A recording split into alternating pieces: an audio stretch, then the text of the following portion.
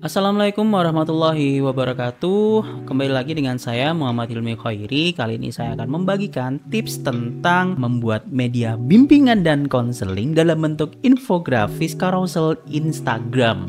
Nah, seperti yang kita ketahui bersama ya teman-teman, Instagram itu sudah sangat menjadi sebuah media sosial yang digandrungi oleh anak-anak muda ya, terutama melalui Reels ataupun melalui poster dan carousel di Instagram. Nah, tujuan video ini adalah untuk mengedukasi teman-teman semuanya bahwa bagaimana caranya membuat infografis melalui media carousel di Instagram. Jadi carousel itu adalah media poster atau flyer yang bisa di swipe ke kiri dan ke kanan seperti itu ya. Nah, sebelum kita masuk ke materi, kita coba lihat dulu contoh carousel ini ya. Ini adalah contoh carousel yang saya ambil dari akun mainjiwa.id seperti itu ya. Nggak apa-apa buat nggak baik-baik aja, yang nggak boleh adalah diam dan membiarkan diri tenggelam dalam kesendirian.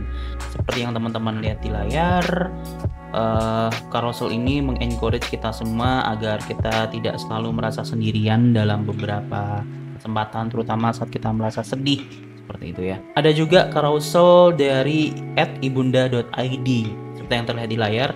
Nggak semua warisan dari orang tua itu berbentuk tanah, sertifikat, atau jabatan. Bisa juga warisannya trauma begitu ya. Nah, infografis ini cukup menarik ya karena menyajikan kombinasi antara animasi dan juga foto gitu ya. Di slide selanjutnya kita bisa cek bentuk-bentuk warisan dari orang tua.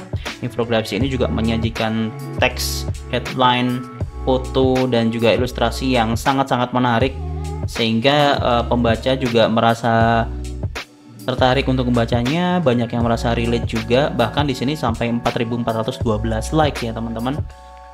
Shout out buat ibunda.id. Nah, intinya teman-teman, carousel itu bisa membuat para audiens agar bisa mengikuti alur cerita atau alur poster yang ingin dibagikan di Instagram. Nah, sekarang kita akan membahas apa itu infografis dalam bimbingan dan konseling. Infografis adalah cara kita menyampaikan informasi yang penting secara visual. Di dunia bimbingan konseling, kita bisa gunakan ini dalam layanan informasi, layanan responsif, dan bahkan juga preventif. Bayangkan, kita ingin mengedukasi siswa tentang bullying, maka infografis bisa membuat pesan kita lebih mudah dipahami dan juga diingat oleh siswa. Tentunya nggak hanya bullying ya, banyak pesan-pesan lain yang bisa disampaikan melalui infografis melalui Instagram. Nah, bukan hanya jadi tempat hiburan, Instagram juga bisa jadi tempat kita membagikan edukasi untuk para siswa ataupun untuk para audiens yang lain. Berbagai permasalahan bisa kita tanggulangi atau bahkan bisa kita cegah dengan memberikan berbagai konten edukasi melalui Instagram. Slide 1 bisa kita sajikan dengan pembuka ataupun judul awal, slide 2 kita sajikan dengan masalahnya.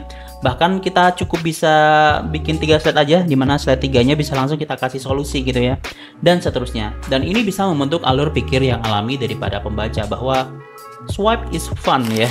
Nah, ada beberapa prinsip dari desain infografis itu sendiri. Yang pertama, gunakan judul atau headline yang baik ya, yang terlihat dengan jelas seperti itu.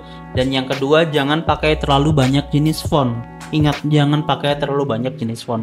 Maksimal 3 font itu udah banyak banget. Kalau bisa pakai 2 font itu malah lebih bagus. Selanjutnya, pilih warna yang kontras dan konsisten. Dan yang keempat, ingat, satu slide hanya satu ide. Jangan terlalu banyak ngasih informasi dalam satu slide. Cukup satu ide aja dalam satu slide ya. Nah, ini aku bagikan salah satu carousel yang udah aku buat ya. Dimana di sini menjelaskan tentang nonton film itu juga bisa jadi terapi.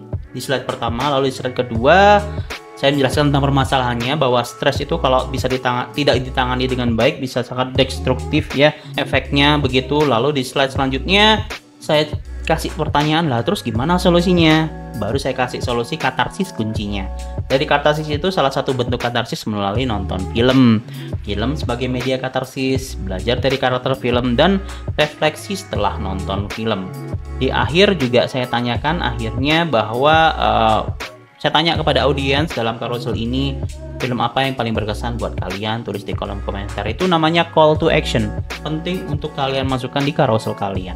Nah, seperti itu adalah garis besar untuk cara membuat carousel infografis di Instagram atau Instagram carousel infografis ya.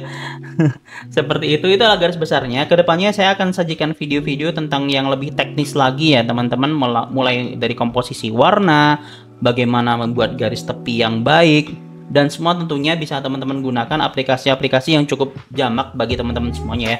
Entah itu CorelDRAW, Photoshop, Illustrator, ataupun Canva ya, yang gratis dan juga mudah untuk digunakan. Sekian video dari saya, sampai jumpa di video-video selanjutnya.